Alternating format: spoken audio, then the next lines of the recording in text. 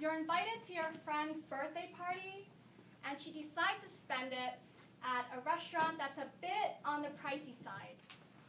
It's going to be a strain on your wallet, but you decide to go anyway because you want to be there for her and share this special, memorable moment. Before you leave your house, you check Yelp to see what's the cheapest item on the menu, and you bring just enough to cover your own meal.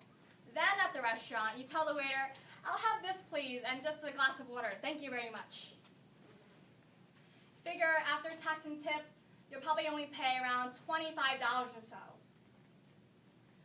Then you start to talk to everyone at the party, and you see there's this one guy who ordered 5 appetizers, filet mignon, lobster, dessert, and some bottles of wine to go with it.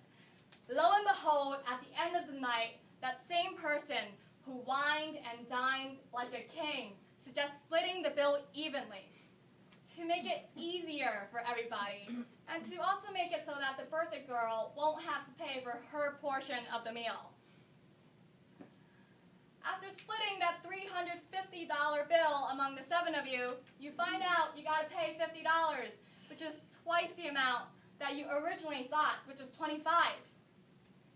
Madam Toastmaster, fellow Toastmasters and guests, I don't know about you, but I have been screwed by these kinds of situations just way too many times in the past. And it's really difficult to navigate these kinds of situations, especially when you don't know everyone else at the party, because you don't want to come across as being really rude or cheap, though that's not the type of person you are, of course. Right? And so today I'm going to show you some tactics that you can use to handle these kinds of situations so that you don't come across as cheap and rude. One, which is to ask for a separate check at the very beginning, and 2, leave early and tactfully pay for your own meal before everyone gets the bill.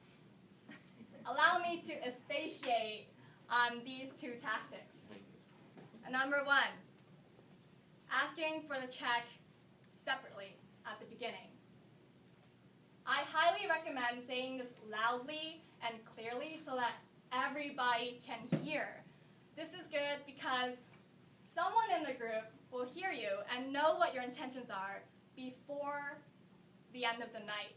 And so at the end of the night, he probably won't try to pull this trick on you, right? Also, if you don't want to be so loud about it, you want to be more quiet and off to the side, you could also try arriving fashionably late, which is after everyone's already ordered their food or before, and also before they've gotten their food. That way, when you order, you're just ordering by yourself, and you can just quietly ask the waiter, "Can you please write me a separate check? Thank you." Point number 2, leaving early and tactfully paying for your own bill. You see, you can always just ask to leave early because you have something to attend to,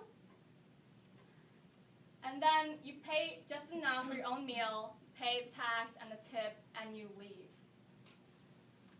I made a huge mistake last month. I was at my friend's farewell party. We were doing karaoke.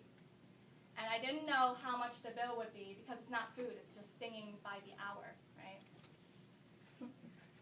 I asked the guys, "Hey, I'm leaving early, how much do I pay?" "Oh, don't worry about it, Annie. Don't worry, we'll pay your portion. We'll tell you the bill tomorrow. It's all taken care of." Okay, and so I go home and I think nothing of it. The next day, the bill is astronomically high. And I'm wondering what on earth happened last night. So I hurry up and text my friend. She doesn't answer, and I'm so angry, so I pay the bill anyway. After I pay, she tells me, "Annie, after you left, they ordered a ton of beers." I was so angry because I was paying for someone else's beer. Learn from my mistake. If you're going to leave early, pay your bill first. Don't let other people pay for your bill, otherwise they might try to pull that on you.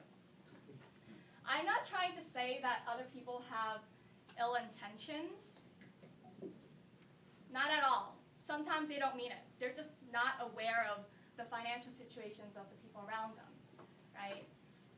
But me being super frugal, and watchful of my money, I watch every dollar.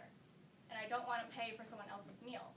So these are the two tactics that I would recommend to you and that I would use for myself to avoid these kinds of situations. Please try them. Thank you.